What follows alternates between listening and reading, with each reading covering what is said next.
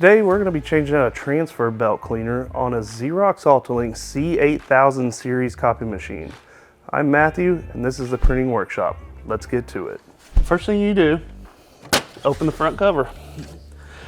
Now, your transfer belt cleaner is your R6 and it's located on the right side.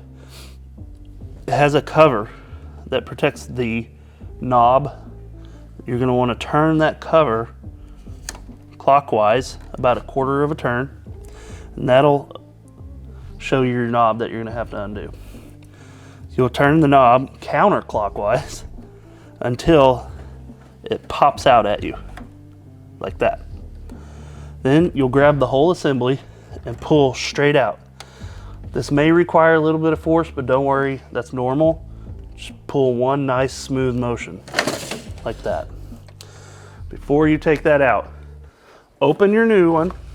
It comes in the box, and inside the box is going to be a little plastic bag.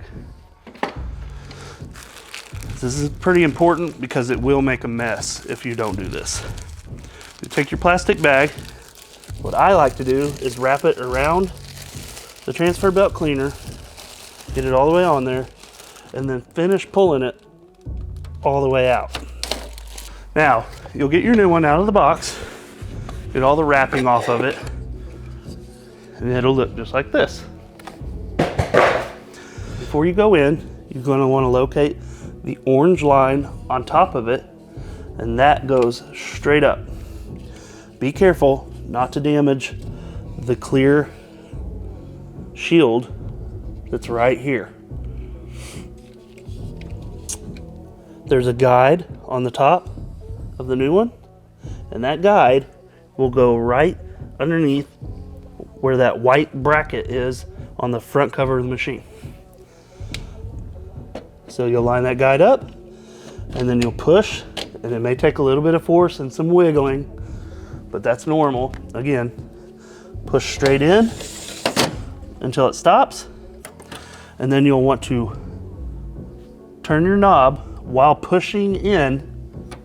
Turn it clockwise until the threads catch.